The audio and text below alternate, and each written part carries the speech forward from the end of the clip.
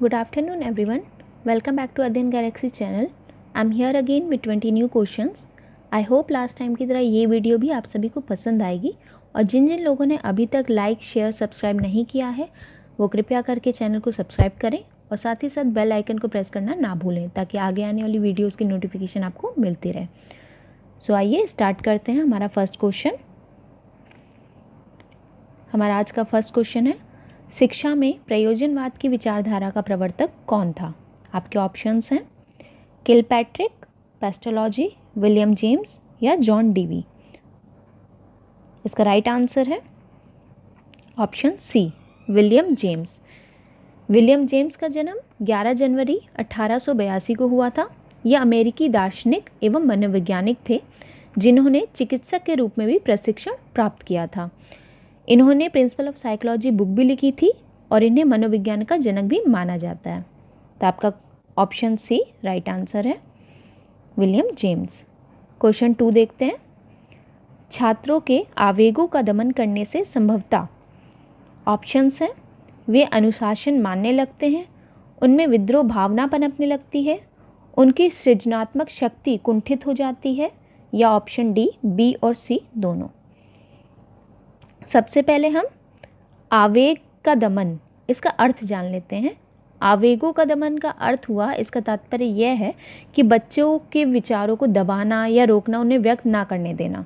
तो जब हम बच्चों के विचारों को व्यक्त ही नहीं करने देंगे या तो उस वजह से बच्चा कैसे प्रोग्रेस करेगा, या वो क्या कहना चाह रहा है, क्या व्यक्त करना चाह रहा है, अगर नहीं कोई सुनेगा तो वो प्रोग्रेस नहीं कर पाता है आगे। तो इसका राइट आंसर होगा ऑप्शन डी, बी और सी दोनों। उनमें विद्रोह भावना पनपने लगती है, उनकी सृजनात्मक शक्ति कुंठित हो जाती है। क्वेश्चन 3 देखते हैं। शिक्षण की डाल्टन विधि आरंभ करने का श्रेय किसे है?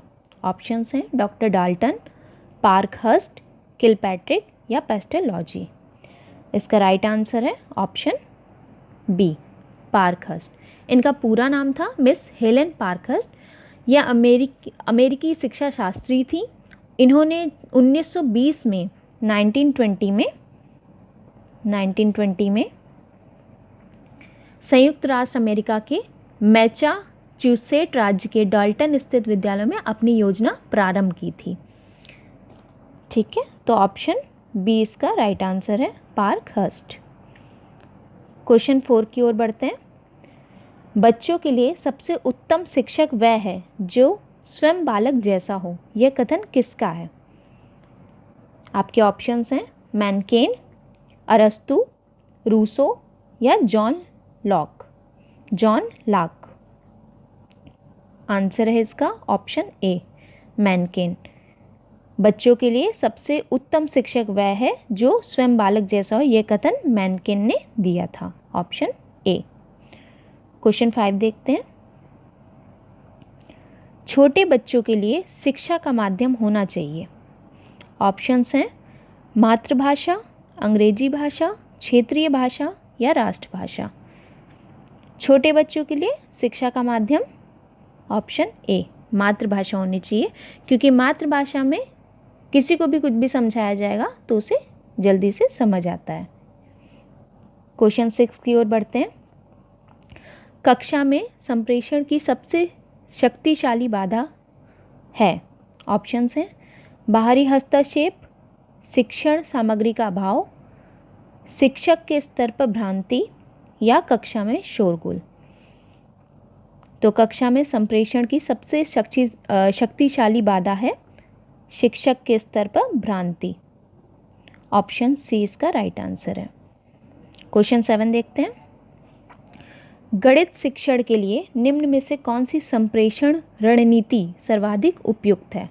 आपके ऑप्शंस हैं निरंतर गद्य रणनीति, निर्णय तालिका, एल्गोरिथम या स्वन्वेषण रणनीति। इसका आंसर है ऑप्शन सी, एल्गोरिथम। एल्गोरिथम क्या होता है? एल्गोरिथम एक समस्या को हल करने की एक प्रक्रिया या सूत्र कह सकते हैं जो निर्दिष्ट क्रियाओं के अनुक्रम के आधार पर होता है। एक्चुअली एल्गोरिथम आईटी, सूचना प्रौद्योगिकी के जो क्षेत्र होते हैं उन सभी में ये उपयोग में लाया जाता है आजकल। तो इसका राइट आंसर है ऑप्शन सी, एल्गोरिथम। क्वेश्चन 8 देखते हैं। छात्रों में आपराधिक प्रवृत्ति एवं युवा आपराधिकता का प्रमुख कारण है। आपके ऑप्शंस हैं आवश्यकताओं की पूर्ति ना होना, मानसिक मंदता, कुसमायोजन या ये सभी। इसका राइट आंसर मैं बता देती हूँ, ऑप्शन डी राइट आंसर है, ये सभी। जब आवश्यकताओं की पूर्ति नहीं होगी किसी व्यक्ति की तो वो गलत राह अपनाने लगता है। मानसिक मंदता से यहाँ आशय है बौद्धिक अक्षमता।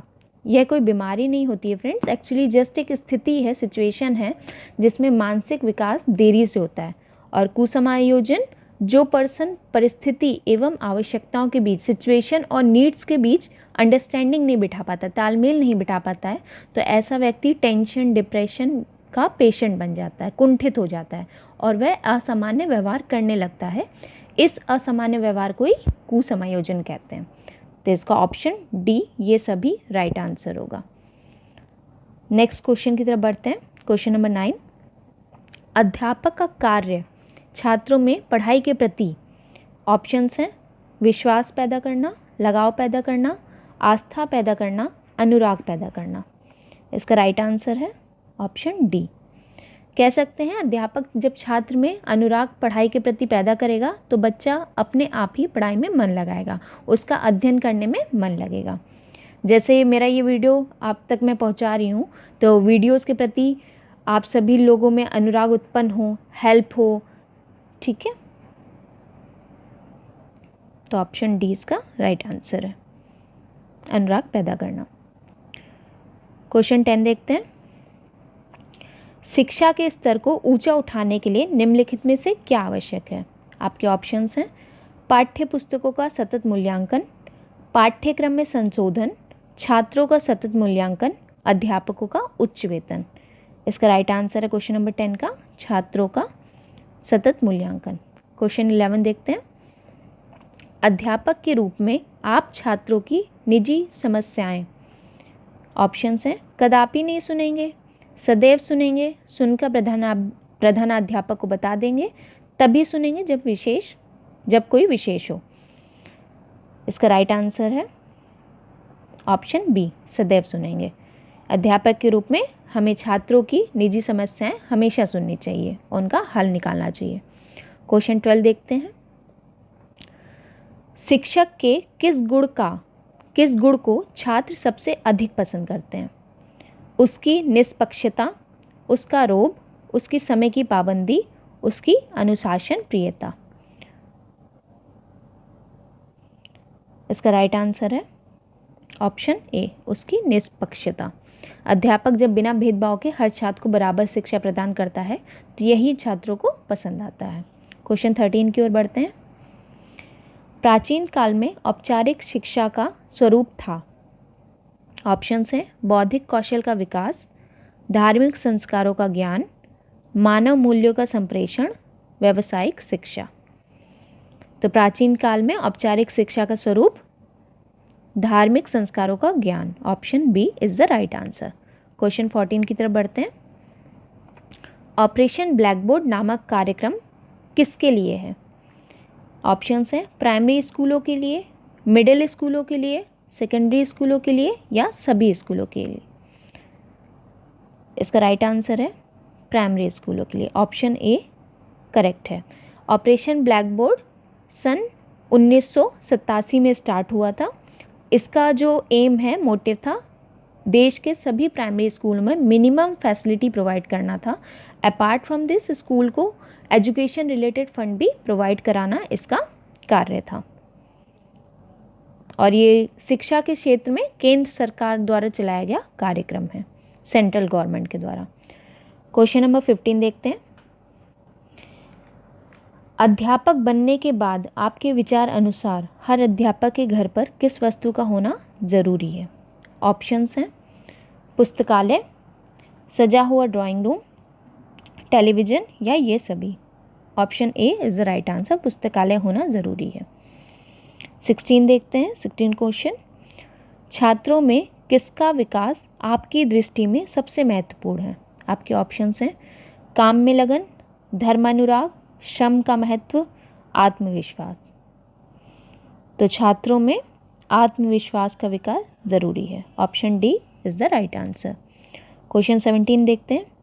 ऋग्वेद में कहा गया है कि शिक्षा, ऑप्शन है सभ्य समाज का लक्षण है, विद्या है, जीवन का अंतिम लक्ष्य है, प्रकाश का स्रोत है। तो ऋग्वेद में कहा गया है कि शिक्षा, ऑप्शन आपका ए राइट आंसर है, सभ्य समाज का लक्षण है। क्वेश्चन नंबर 18 की तरफ बढ़ते हैं। कठिन शब्दों का अर्थ समझने के लिए समझाने का व्यवहारिक ढंग है। ऑप्शंस हैं उनका पर्यायवाची शब्द बताना, उनको वाक्य में प्रयोग करके बताना, उनका विलोम शब्द बताना, या ये सभी। तो इसका राइट आंसर है ऑप्शन डी, ये सभी। 19 क्वेश्चन की तरफ बढ़ते हैं। निम्नलिखित में से किसने कहा था प्रेरणा छात्र में रुचि उत्पन्न करने की कला है? आपके ऑप्शंस हैं थॉमसन, रविन्द्रनाथ टैगोर, मैकाले या कोठारी। ऑप्शन ए करेक्ट है। थॉमसन ने कहा था कि प्रेरणा छात्र में रुचि उत्पन्न करने की कला है। सीरीज का लास्ट क्वेश्चन देखते हैं। गांधी जी की बेसिक शिक्षा का उद्देश्य बालक को, ऑप्शंस हैं ज्ञान का सागर बनाना था, अहिंसा और सत्य का पाठ पढ़ाना था, समाज की आवश्यकताओं को अनुरूप ढालना था, सत्य का साक्षात्कार कराना था। इसका राइट आंसर है ऑप्शन सी, समाज की आवश्यकताओं के अनुरूप ढालना ही गांधी जी की बेसिक शिक्षा का उद्देश्य था। ये क्वेश्चन इस सीरीज़ का लास्ट क्वेश्चन था फ्रेंड्स, बट आगे आने वाली वीडियोस में आप सभी इसी प्रकार के अदर इंपॉर्टेंट क्वेश्चन कराए जाएंगे आप सभी को। So keep watching my videos, keep supporting अध्ययन गैलेक्सी चैनल। सो इसी के साथ आज के लिए बस इतना ही। जल्दी नेक्स्ट वीडियो में आपसे मिलते हैं। Stay home and be safe. Thank you so much guys.